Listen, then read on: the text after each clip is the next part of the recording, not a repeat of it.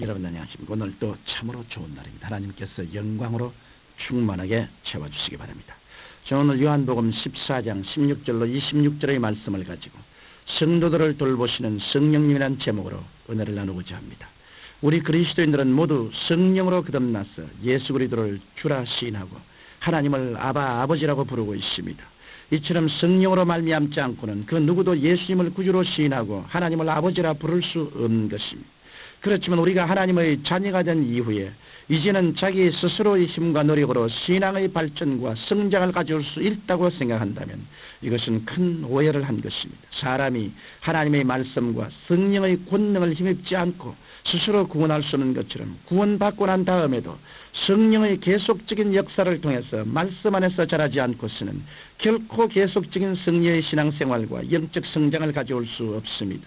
오늘날 많은 신자들이 막연하나마 구원은 복음의 말씀을 받아 성령의 능력으로 거듭나게 되었다는 것을 알고 있지만 그 이후로는 성령이 있음도 알지 못한 상태에서 인간적인 노력으로만 신앙생활을 하고 있습니다.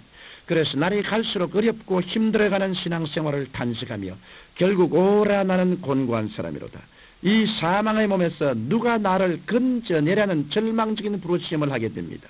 그러나 예수님께서는 우리를 구원받은 유아 상태에 그대로 버려두시겠다고 말씀하지 않으셨습니다.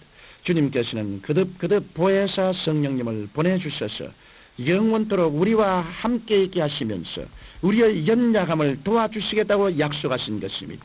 이 약속하신 주님의 말씀대로 오늘날 성령께서는 예수님을 믿는 성도들에게 임하여 계십니다. 그러므로 저는 오늘 성령께서 그리스도의 보혈을 의지하여 죄사함을 얻고 말씀과 성령으로 거듭난 성도들을 어떻게 돌보아 주시는지에 대해 말씀드리고자 합니다. 첫째로 성령께서는 신자들의 생활 속에 거룩함을 가져오십니다. 어떤 신자이든지 그들이 주 예수 그리스도를 믿고 구원을 받은 후에 심각하게 고민하는 문제는 죄의 문제입니다. 옛날 믿기 전 허물과 죄로 죽었던 때에는 육신을 따라 죄악 중에 살아도 죄책이나 죄의식을 느끼지 못하였습니다. 그 이유는 그 영혼이 하나님 앞에서 죽어 있었기 때문인 것입니다. 그러나 하나님의 말씀과 성령의 능력으로 거듭나 새 생명을 얻어 영이 살아나게 되면 심각하게 부딪히는 것이 죄의 문제인 것입니다. 그래서 신자들은 구원받고 난 이후에도 계속 죄를 지어야 하는가, 죄를 이기고 살 수 있는 길은 없는가, 이와 같은 질문들을 진지하게 묻게 됩니다. 뿐만 아니라 중생한 신자들은 스스로의 힘으로 율법을 지키며 의롭고 성결하게 살아보려고 악전 고투를 계속하게 됩니다. 하지만 결국 깨닫게 되는 것은 자기의 힘으로는 도저히 죄를 이길 수 없고 율법을 지킬 수 없다는 뼈아픈 사실뿐입니다. 그러면 우리 그리스도인들이 죄악에서 벗어나 성결한 생활을 할 수 있는 길이 없을까요? 이에 관하여 성경 로마서 8장 2절에서는 그리스도 예수 안에 있는 생명의 성령의 법이 죄와 사망의 법에서 너를 해방하게 하심이라고 말씀하시므로 명백히 그 해결책을 제시하고 있습니다. 이 말씀은 우리가 구원받은 것이 순전히 주님의 공로를 의지하여 이루어진 것처럼 의와 성결의 생활도 오직 내주하시는 성령의 능력에 의하여 이루어진다는 것입니다.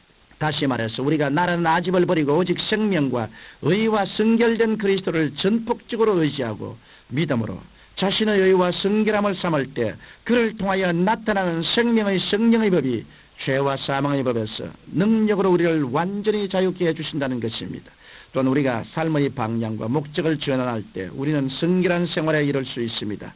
이전에는 우리는 우리 자신의 유익과 부귀와 명예를 위해 살았지만은 이제는 오직 하나님의 영광을 위해 살아야겠다고 결심할 때 성결의 생활에 접어드는 것입니다. 우리는 범사에 하나님을 기쁘시게 하고 하나님의 뜻을 이루는 데 궁극적인 관심과 목적을 가져야 하는 것입니다.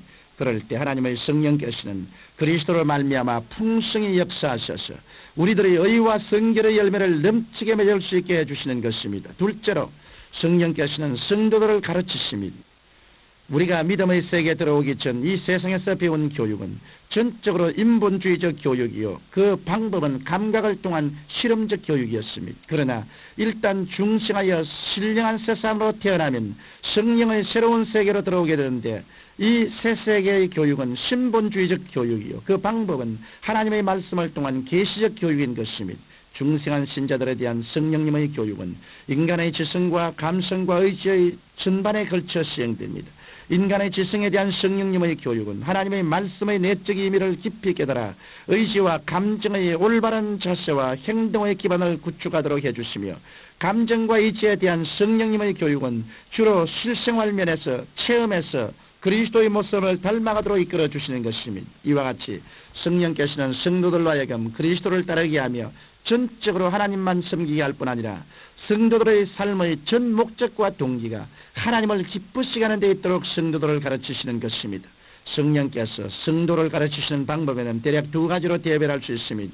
그 첫째는 말씀을 통해서이며 둘째는 실생활의 경험을 통해서입니다. 성령께서는 성도들이 하나님의 말씀의 내면적인 뜻을 깊이 깨달을 수 있도록 지혜를 주실 뿐 아니라 실생활의 시험과 연단을 통하여 이 말씀이 성도들 자신의 생명이 되도록 만들어 주십니다.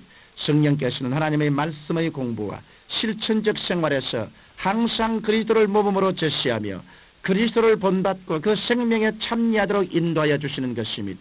셋째로 성령께서는 성도를 위로해 주십니다. 이 세상에 사는 동안 우리가 마음이 찢기고 삶의 벼랑에 속에 좌절하였을 때 사랑하는 부모 형제나 다정한 친구의 따뜻한 위로의 말씀은 우리에게 새로운 용기와 힘을 주게 됩니다. 그러나 인간의 위로에는 한계가 있습니다. 인간의 위로가 미치지 못하는 구렁텅이나 절망 상태에 처하게 될 때에는 사람의 위로와 도움은 아무런 소용이 없는 것입니다.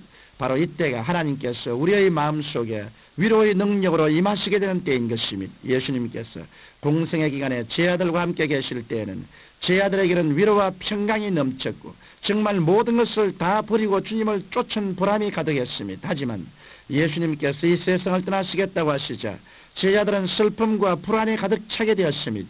예수님께서는 이런 제 아들을 위하여 말씀하시기를 내가 너희를 고아와 같이 버려두지 아니하고 너희에게로 오리라고 하셨으며 또 내가 아버지께 구하겠으니 그가 또 다른 보혜사를 너희에게 주사 영원토록 너희와 함께 있게 하시라고 약속하였었습니다. 여기에서 보혜사란 다른 말로 하면 위로자란 뜻입니다. 성령께서는 죄와 질병, 흠우와 절망, 저주와 죽음으로 가득 찬 세상에서 우리의 위로자가 되어주시겠다고 말씀하신 것입니다. 그래서 우리가 성령으로 충만함을 받고 성령님과 함께 교제할 때 우리의 영혼 속에는 세상 사람들이 알지 못하는 깊은 위로가 넘쳐나게 되는 것입니다. 그리고 이 위로로 말미암아 우리는 어떠한 환경에서도 이를 극복하고 승리할 수 있는 힘을 얻게 될 뿐 아니라 모든 고난당하는 사람을 위로할 수 있는 힘을 얻게 되는 것입니다. 청취자 여러분, 여러분은 성령의 도움으로 날마다 거룩한 생활로 나아가며 성령님의 가르침으로 진리 가운데 성장하며 성령님의 위로하심으로 승리하시기를 주의 이름으로 축원합니다. 살아계신 아버지 하나님, 모두 다 성령님과 동행하는 삶을 살도록 도와주옵소서. 예수님 이름으로 기도합니다. 아멘.